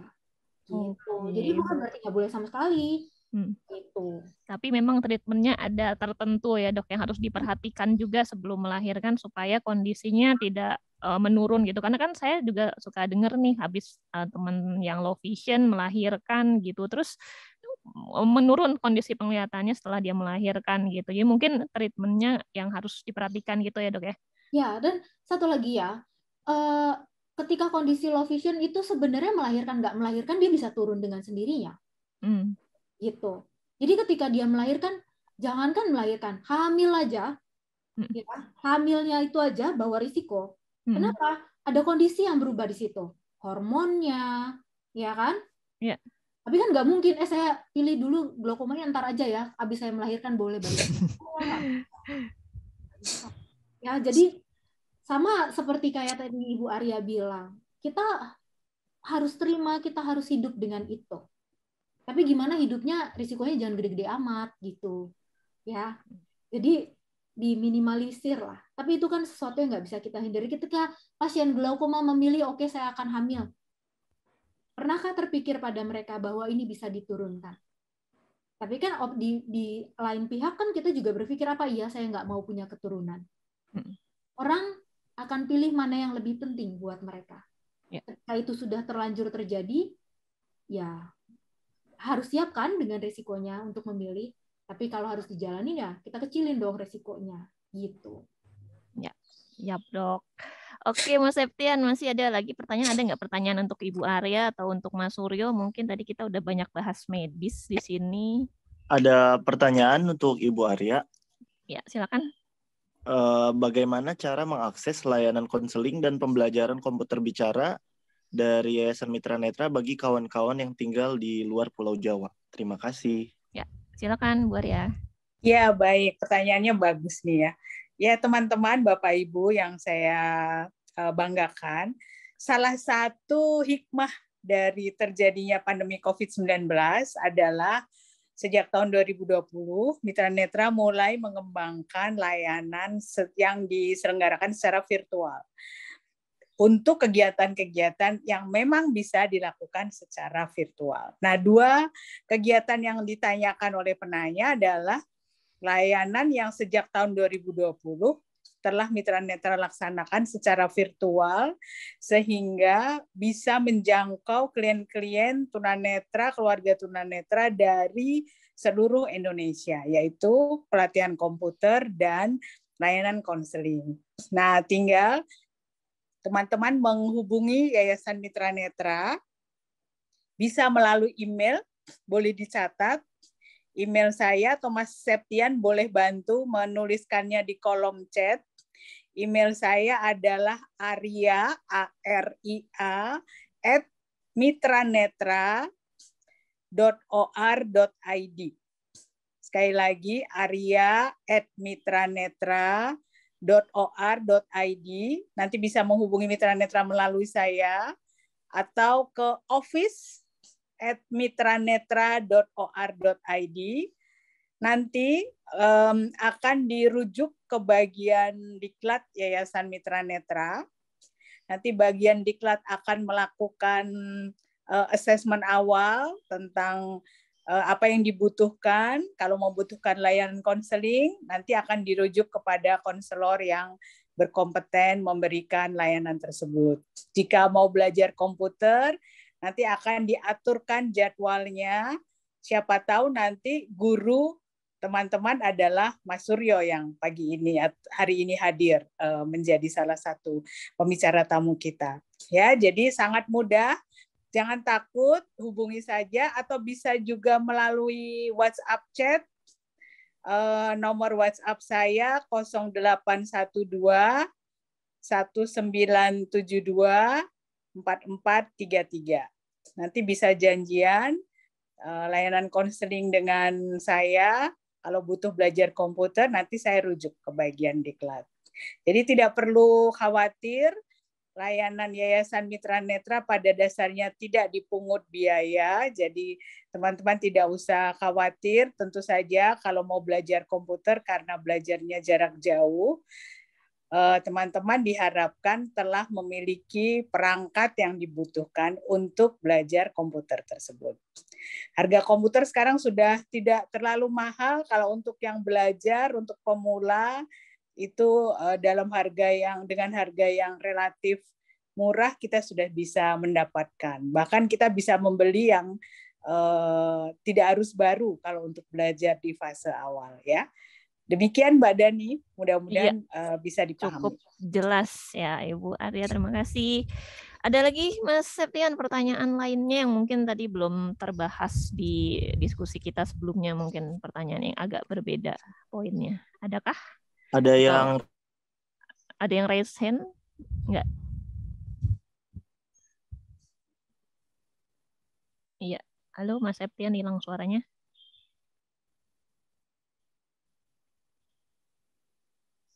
Septian suaranya hilang. Nah, Mas Septian hilang suaranya.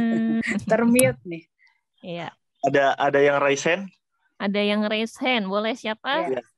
Dahnia Lawira, silakan. Oke, silakan Ibu Dahnia Lawira.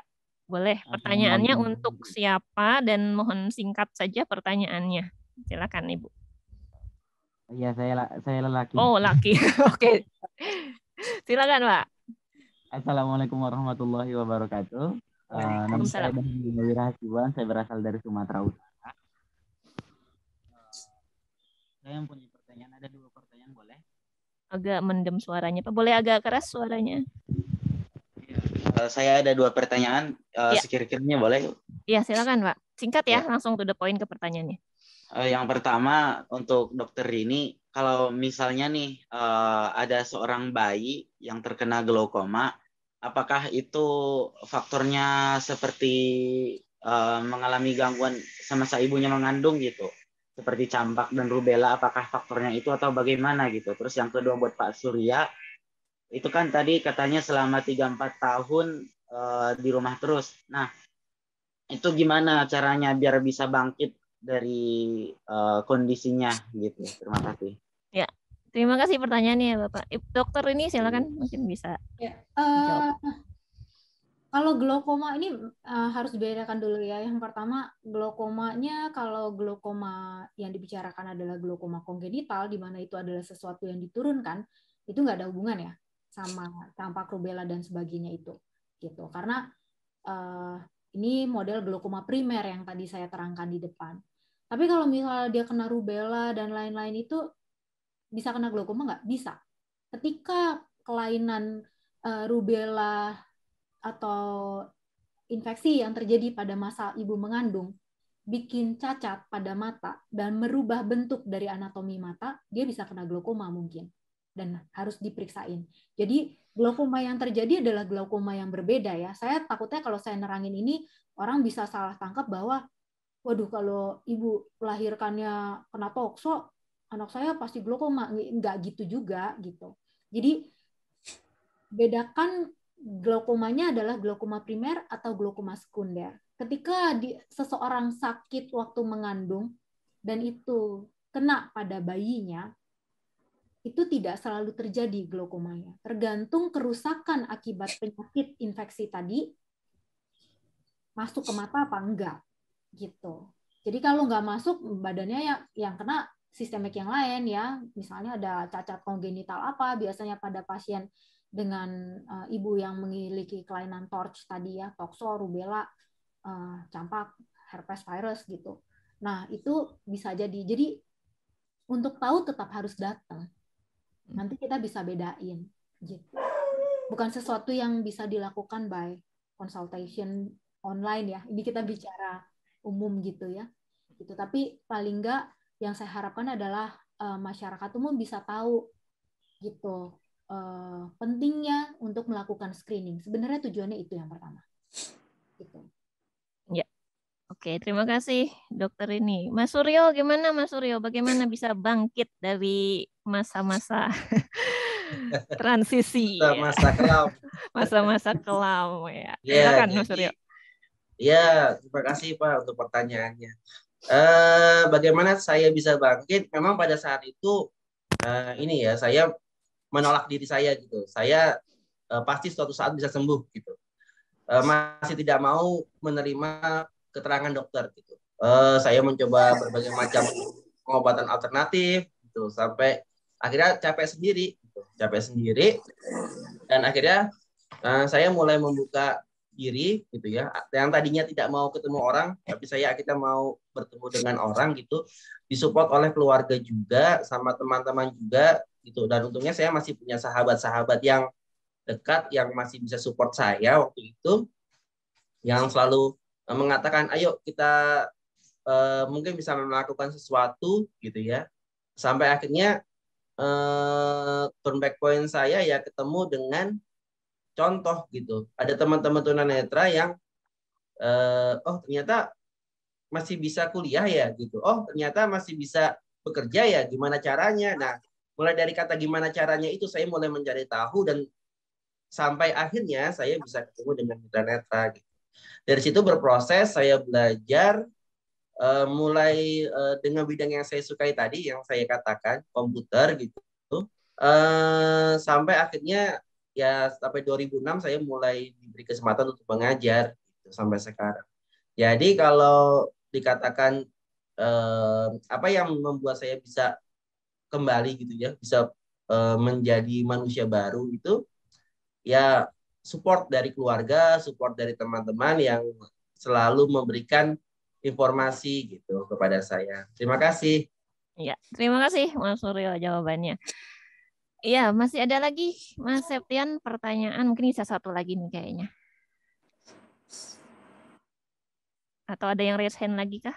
Ada yang raise hand tadi dari Ibu Tanti dan Mbak dan Ibu Cetah. Oke, Bu Tanti dulu mungkin ya. Silakan Ibu Tanti, bisa to the point ya pertanyaannya untuk siapa dan singkat saja pertanyaannya. Silakan. Selamat pagi, Dokter Rini. Ini saya mau bertanya, Dok. Anak saya ini dideteksi glukoma itu sejak usia 3 bulan. Nah, waktu itu karena infeksi CMV dan sudah dilakukan operasi trabek ya. Lalu terapi obat, saat itu pakai asop sudah, simbrinsa udah, tapi tekanannya masih naik turun gitu, Dok. Akhirnya tahun lalu itu diputuskan dipasang GDD implan karena tekanannya tuh sudah 38. Jadi di kedua matanya sekarang sudah dipasang GDD implan dan ternyata diketahui juga ada katarak. Dan tahun lalu juga sudah diangkat untuk kataraknya di kedua matanya. Sekarang anak saya pakai kacamata plus 18, Dok. Dan masih pakai obat Homatro juga Okulenta. Nah, saya mau tanyakan, Dok, sampai saat ini kebiasaan anak saya tuh untuk nonton TV atau lihat HP itu sangat dekat sekali, Dok. Nah, itu apakah itu bisa berbahaya buat penglihatannya atau gimana ya, Dok? Lalu dia itu matanya gampang merah dan dikucek gitu kalau ditanya kenapa Bang gitu, gatel katanya gitu dok. Saat ini anak saya umurnya sudah 4 tahun dan sudah bersekolah di kelompok bermain di sekolah umum dok. Dan untuk baca huruf itu harus yang ukurannya besar dok, atau diraba dulu, dipegang dulu kayak huruf kayu gitu dok, dia bisa. Tapi kalau untuk yang kecil nulis di kertas gitu kayaknya belum terlalu jelas katanya begitu dok. Itu aja dokter ini, terima kasih. Iya, silakan dok. Ini konsultasinya ya dok. Iya nih ya, ini mah harusnya datangnya ke poli nih untuk iya, sampai saat ini masih rutin ke poli juga sih dok. Oke gini ya, Ibu, saya nggak bisa kasih pendapat yang cukup baik karena saya nggak lihat pasiennya gitu. Tapi saya yakin yang udah nanganin harusnya harapan saya sih dia udah terangin dengan baik ya gitu. Jadi kenapa masih plus 18? Ya. Waktu ngerjainnya bayi dia nggak pasang lensa. Ini pendapat saya, tapi saya belum lihat. Ya nggak pasang lensa. Jadi kalau pasien nggak pasang lensa, sama seperti orang tua kalau operasi katarak, kalau kataraknya nggak diganti, lensanya nggak bisa lihat. Gitu. Jadi cuman di kasus-kasus pasien anak pasang lensa lebih dini dan pasang lensa nanti itu ada untung dan ruginya gitu. Jadi sulit memilih apakah satu lebih baik dari yang lain gitu ya, karena penyebabnya bola mata bayi itu biasanya tambah panjang gitu, sehingga kalau dipasang lensa terlalu cepat ukurannya nanti bisa nggak benar gitu. Jadi kadang dokter memilih untuk, jadi ada 2 aliran nih di dokter mata anak gitu, apakah cepat-cepat pasang atau nanti kalau udah agak gedean di mana pertumbuhan bola matanya udah lebih stabil gitu. Apalagi kalau banyak kelainan yang lainnya gitu ya. Jadi kenapa dia pakai bacanya harus deket ya, karena nggak ada lensa di dalam matanya, dia nggak bisa lihat. Memang dia bacanya gitu Bu, dia bukan maunya dia, jadi anaknya jangan dimarahin Bu. Ya, iya, takutnya kalau lihat TV atau HP terlalu dekat itu meskipun dia pakai kacamata, apakah radiasinya tuh berbahaya buat matanya atau gimana ya dok? Saya sering juga sama pasien ya, kalau radiasinya segitu besarnya ya, itu perusahaan komputer tutup semua. Pak Suryo nggak bisa ngajar lagi nanti. Ya, gara-gara tutup. Ya, radiasi gede nih, jangan pakai komputer. Ya kan nggak begitu gitu ya. Yang penting sebetulnya adalah satu, ini problemnya susah nih kalau misalnya saya bilang jangan deket-deket. Ya dia kan memang nggak bisa lihat, dia harus deket memang gitu. Tapi lamanya di depan komputer yang harus dikontrol.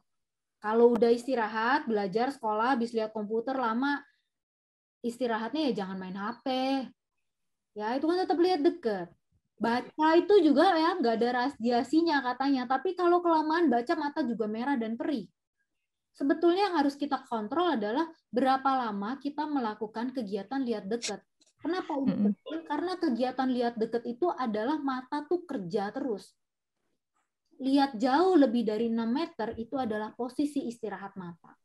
Jadi yang perlu diperhatikan adalah berapa lama kita semua bekerja di depan komputer. Itu makanya Mitra Netra bikin acara daringnya 2 jam. Karena 2 jam capek. Lihat deket terus merah. Iya. Tuh, ya kan? Ya. Jadi kalau misalnya komputer ini radiasinya besar, Pak Suryo dan teman-teman lain yang pada les komputer tutup, nggak belajar. Ya. Kita semua nggak bisa daring kayak begini pas lagi pandemi, pakai apa nih nanti radiasinya kena. Nggak begitu, Bu. Ya, jadi jalankan aja hidupnya dengan bahagia. Ya, tapi batasi waktunya, kapan harus istirahat, kapan harus tidur, semua hal ada waktunya. Gitu. Jadi, saya rasa nanti udah waktunya kontrol lagi ke dokter mata anaknya, apakah perlu pasang lensa atau stay dengan kacamata aja. Itu mesti dilihat soalnya pasiennya. Cukup ya? Ya, cukup. Jelas ya Ibu Tanti ya. Mbak saya Dani, ingin bisa Bu Arya, saya baru mau manggil Bu Arya ini. Karena ini kebetulan kan ada orang tua yang punya anak glaukoma usianya masih dini, masih sekolah. Wah, ini Bu Arya bisa ngasih saran nih kayaknya. Baru mau dipanggil Bu Arya. Silakan Bu Arya. Nyambung. Jadi Ibu, untuk tadi menindaklanjuti saran dokter ini agar anak ibu tidak terlalu lama melihat dalam jarak dekat, melihat ke HP, maka seperti tadi saya sampaikan, di smartphone zaman sekarang ini sudah dilengkapi dengan fasilitas aksesibilitas, dan diantaranya adalah aksesibilitas suara. Nah, jadi coba Ibu, nanti kalau masih kesulitan bisa hubungi Yayasan Mitra Netra, Mas Suryo bisa membantu bagaimana mengaktifkan fasilitas suara atau voice over di HP yang biasa digunakan oleh anak ibu. Dan di samping fasilitas suara di HP itu juga ada fasilitas perbesaran huruf. Jadi hurufnya bisa diperbesar sedemikian rupa sehingga anak ibu yang kalau melihat font ukuran biasa itu harus dalam jarak 3 cm misalnya, tapi ketika hurufnya sudah diperbesar, itu bisa melihat jaraknya bisa lebih jauh. Nah, untuk menekan ini supaya tidak terlalu cahaya layarnya juga tidak terlalu tajam, bisa dibalik, background-nya dibuat hitam, tulisannya putih. Itu juga bisa mengurangi rasa sakit akibat pendar cahaya layar gadget. Di balik background-nya hitam, tulisannya jadi putih. Atau ketajaman layarnya itu bisa juga diturunkan. Kecerahan layar juga bisa diturunkan. Layarnya dibuat lebih gelap sehingga mengurangi resiko sakit di mata akibat sinar layar yang terlalu tajam gitu. Di samping tadi ya, seperti saran dokter ini diatur supaya jangka waktu penggunaan smartphone tersebut tidak terlalu lama sehingga mata bisa diberikan waktu untuk beristirahat. Untuk teknisnya nanti silakan menghubungi Yayasan Mitra Netra melalui kontak email yang tadi sudah saya sebutkan. Nanti bisa kami hubungkan ke Mas Suryo. Mas Suryo akan membantu secara teknis. Jadi di samping mendapatkan dukungan medis dari dokter yang merawat anak ibu, ibu juga memberikan dukungan non medis pada dia sehingga dia tetap bisa menjalankan hidupnya happy, nonton apa misalnya film-film yang lucu-lucu, superhero di HP, tapi kondisi penglihatannya juga tetap kita jaga sehingga relatif aman. Demikian, Mbak Dani. Ya, terima kasih Ibu Arya untuk tambahannya. Ya, sama-sama itu Ibu. Ya Bunda yang punya anak-anak low vision, yang glaukoma ataupun penyebab lainnya. Gitu. Menurut saya juga ini penting sih untuk kita belajar menggunakan screen reader juga walaupun kondisinya masih low vision ya, bukan totally blind. Saya sendiri juga low vision nih Bapak Ibu teman-teman. Dengan saya pakai screen reader, saya jadi bisa banyak baca. Saya suka baca buku, saya bisa banyak baca. Ini kalau anak-anak usia sekolah kan mereka harus banyak belajar ya, harus terus belajar, kita harus banyak baca buku. Dengan bantuan screen reader kita sebagai low vision itu tidak cepat lelah matanya gitu ya. Jadi tadi mengurangi resiko untuk kondisi penglihatannya jadi menurun gitu ya, karena kita mendengarkan, tidak memaksakan mata untuk melihat terus-menerus gitu ke layar. Seperti itu dari tambahan dari saya ya. Nah, ini sudah ke 11:30 nih waktu kita. Sudah hampir habis waktu kita, jadi mungkin sampai di sini. Sebelum saya mengakhiri sesi, saya pengen minta closing statement dari narasumber kita di hari ini, dari dokter ini Bu Arya dan dari Mas Suryo nih. Nah, pesan mungkin buat teman-teman semuanya di sini, gimana nih caranya gitu ya, supaya kita semua bisa menjaga kondisi penglihatan kita ya, untuk teman-teman yang mengalami glaukoma, untuk menjaga supaya tidak progresif gitu ya, supaya kita tetap bisa tadi menjaga sisa penglihatan kita dan bisa beraktivitas dengan baik gitu. Silakan dokter ini. Oke, makasih Mbak Dani. Ya. Mungkin pesan dari saya yang pertama ya, karena mungkin saya dokter, jadi saya akan bicara dari sisi medis. Ada atau tidak ada penyakit, periksa rutin. Jadi deteksi dini selalu lebih baik sebelum segala sesuatunya jadi lebih complicated atau lebih sulit ditanganinya gitu. Jadi kontrol rutin Yang pertama, lalu kalau misalnya sudah terkena penyakitnya, ya berarti balik lagi tetap kontrol rutin. Ditambah dengan anjuran dari dokternya nanti apa? Apakah harus kasih obat? Apakah harus tetes? Apakah harus operasi dan sebagainya. Lalu kondisi fisik dan mental tidak hanya datang dari pasien ya, tapi kondisi glaukoma sangat dibutuhkan support system yang baik gitu. Yang paling terakhir, seperti mungkin kalimat saya tadi nggak terlalu didengar karena ada suara berisik ya. Jadi hidup dengan glaukoma itu bukan berarti akhir dari dunia, tapi bagaimana kita memaknai hidup kita itu yang paling penting di dalam keterbatasan kita. Mungkin itu aja pesan dari saya. Terima kasih. Terima kasih dokter. Silakan Bu Arya. Baik, pesannya. Bapak Ibu peserta bincang daring yang saya banggakan, Yayasan Mitra Netra ada untuk memberikan dukungan kepada mereka yang mengalami gangguan penglihatan agar tetap bisa menjalankan kehidupan yang produktif dan dapat bermakna di masyarakat sesuai dengan bidang dan tingkatan usia masing-masing. Nah, untuk itu, bagi siapapun yang hadir di ruang bincang daring ini atau teman-teman yang hadir di ruang bincang daring ini juga bisa menyampaikan pada sahabat-sahabat kita atau saudara-saudara kita yang belum berkesempatan hadir pada bincang daring Mitra Netra hari ini, silakan jika sudah mulai mengalami gangguan penglihatan, menghubungi Yayasan Mitra Netra untuk mendapatkan dukungan non-medis yang diperlukan. Karena dukungan non-medis itu melengkapi dukungan medis yang diberikan oleh dokter melalui layanan rumah sakit atau fasilitas kesehatan. Dengan mendapatkan dukungan medis dan dukungan non-medis, siapapun termasuk mereka yang mengalami glaukoma di usia berapapun akan tetap dapat menjalani kehidupan yang berkualitas, bahagia, dan tetap dapat bermakna sesuai dengan tahapan usia kita masing-masing.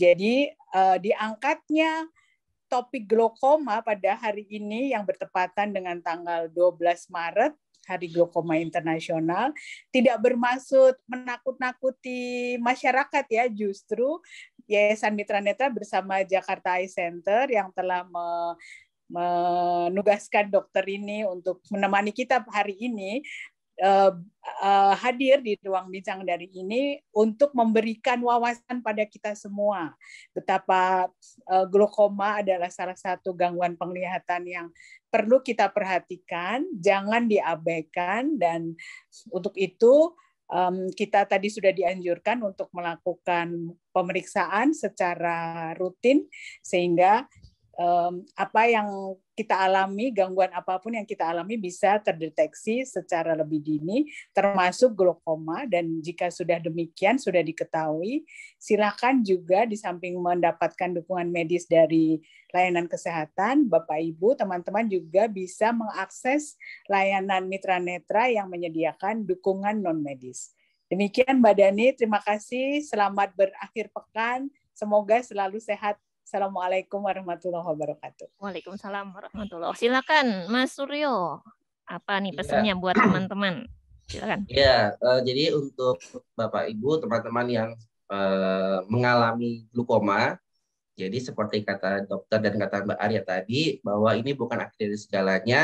Kalau saya boleh sombong, contohnya saya gitu ya, masih bisa melakukan sesuatu berkarya, sampai sekarang saya juga bisa bermanfaat untuk orang lain gitu. Kemudian untuk mungkin keluarga gitu ya, Bapak Ibu yang punya anak atau saudara yang mengalami glaukoma, yakin bahwa mereka butuh supporting system yang baik gitu agar mereka juga bisa menerima keadaan diri mereka, juga bisa mereka mempersiapkan masa depan mereka dan menghantar mereka yang penting untuk memilihkan apa yang terbaik untuk mereka gitu. Dan satu lagi ya, jangan lupa bahagia karena itu sangat berdampak gitu ya. Terima kasih itu Mbak Dani. Iya, terima kasih Mas Suryo. Baik Bapak Ibu, teman-teman semuanya, kita sudah sampai di penghujung acara kita hari ini. By the way, di hari ini nih masih berlangsung teman-teman ya di Instagramnya Mitra Netra, kita lagi ada mini quiz juga. Nah, masih kaitannya sama glukoma nih, nanti boleh dikepoin ya di Instagramnya Mitra Netra. Kalau pemenang yang beruntung bisa dapat saldo OVO 100.000. Nanti boleh dikepoin di sana. Kalau ikutin nih sesi kita hari ini pasti tahu jawabannya ya. Nanti boleh dicek ke sana atau mungkin dari kakak admin ya, boleh nanti di-share linknya juga di kolom chat atau di grup WhatsApp nanti gitu ya. Sampai di sini dulu sesi bincang daring Mitra Netra kita hari ini. Terima kasih atas kehadirannya. Assalamualaikum warahmatullahi wabarakatuh. Waalaikumsalam. Terima kasih. Terima kasih Dokter Rini. Terima kasih Dokter Rini. Terima kasih Mbak. Terima kasih Mas Suryo. Terima kasih Dani. Terima kasih. Terima kasih sudah hadir Bapak Ibu teman-teman. Terima kasih sudah hadir. Saya izin live ya. Ya, silakan ya, dokter. Dokter Rini. Terima kasih.